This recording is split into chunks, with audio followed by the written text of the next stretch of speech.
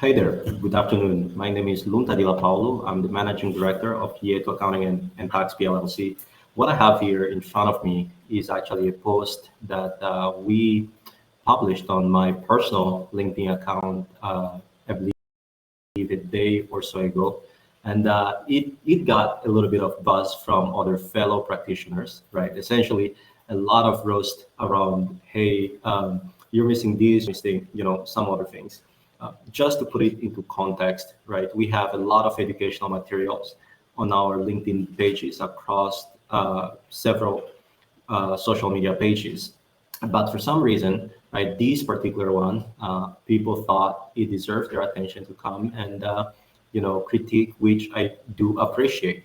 And as I responded to many of my fellow practitioners, right, we create content not by looking into one specific situation, not by targeting one particular taxpayer situation, but marketing material is created not to mislead the general population, but instead is to provide, hey, here's the generalities, and we're inviting you to come and sit with us so that we can look into your particular situation, just as this says, right? How much you could be saving with an S-Corp. Drop a tax strategy in the comment.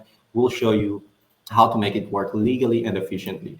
But many times, right, in our practice, what we have found is that S corporation doesn't necessarily work for everybody, it doesn't apply for every single situation.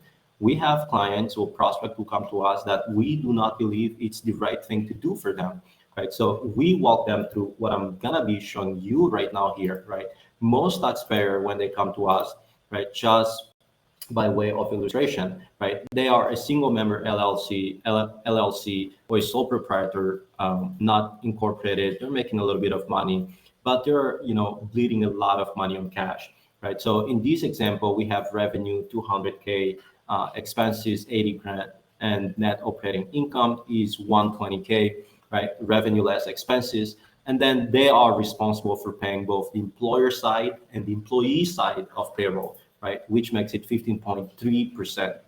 However, the amount that is subject to self-employment taxes is actually 92 point some changes their percent of that 120,000. Okay, so once we calculate that, right, we compute the self-employment taxes, right, for the client, just to show them, hey, this is what you're actually be paying out of your own pocket, right, before even thinking about the federal income taxes.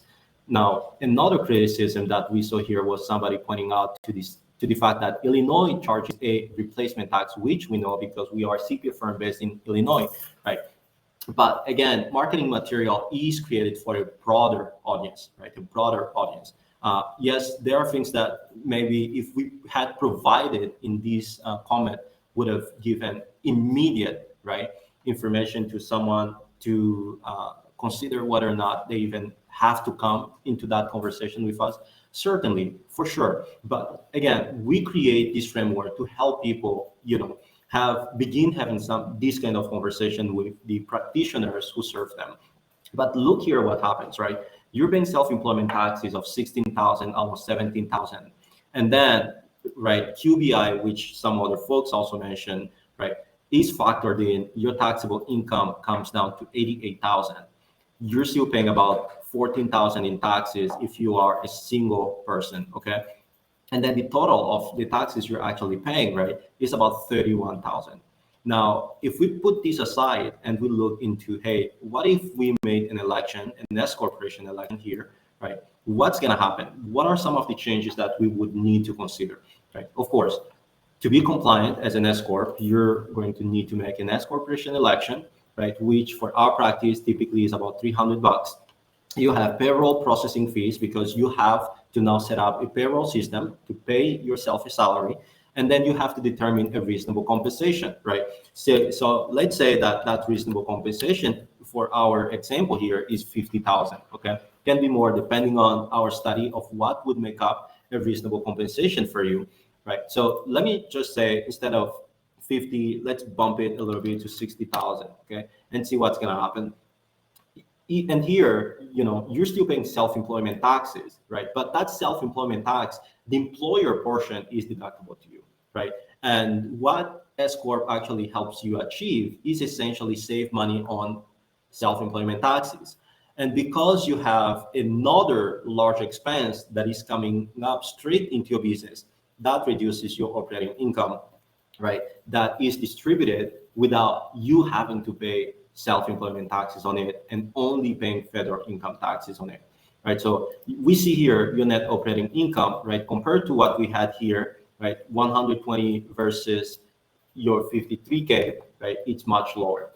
And your overall tax bill, right? The self-employment taxes, right? So if you look into this formula, what I'm doing is I'm doing this, the employee and employer portion that you still have to pay, right? Plus your federal income taxes that we see here. And that comes down to 26,000 versus 31,000 that you were paying initially. To some CPA, similar to the folks who commented on my post, it's not a big deal, right? And let me just put it here into this comparison table here for us, right? So what ends up happening is on one column we have an S-Corp and then we have a Schedule C, right? The form that you use to file your tax return, right? So the overall taxes here, you're saving, only $1,600, right? With some changes. To some people, it might not represent mean much, or they don't want to give themselves additional layer of work, right, to get these things, straightened up. I understand that. But here's what we actually show to folks when they come to meet with us after we have ran this analysis. We show them, right, if you don't care about that money, right, this tax saving every year, here's what actually it means for you, if every year you could save those almost $5,000, right? And it doesn't mean much to you. You just put it into the stock market for 10, 20, 30 years. By the end of 30 years, you would have wasted almost $500,000, right? If these were the numbers we're looking at. And look at something here, right? If we change instead of, instead of having here 60,000 in reasonable compensation and we give you 50,000 instead, right? The potential tax saving almost, reaches about 800,000. We're making our way north to almost $1 million. So the way that I understand taxes is it can be a tool you can use to build your net worth if you are pragmatic about it and if you are willing to put the work into finding areas where you can save money on taxes. S-Corp versus keeping a straight LLC, right, is a matter of understanding different layers. And again, this doesn't work for everybody.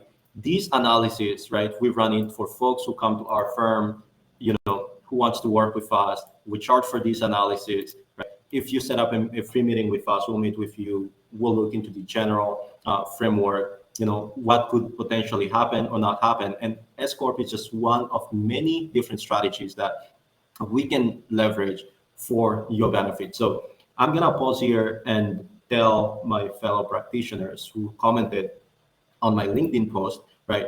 I'm grateful that we have people who can call out when something is not done correctly. At the same time, I want to remind them, right? I want to remind them that marketing material is not misleading, right? We're providing general information for the general population. And those who come to our office, we run them through the analysis that I just showed you here because we understand our responsibility as CPAs and we have to follow a code of conduct, okay? Our job is to protect our system and keep the system working for the good of everybody.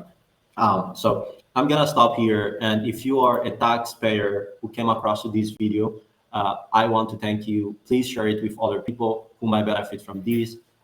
If you need help yourself, if you're a business owner and need help with your taxes, tax planning, tax strategy, or if in tax resolution, you have problems with the IRS, we're here to be a resource, and reach us out and we'll see if we can help you. Have a great rest of your day, and I look forward to connecting with some of you soon. Cheers.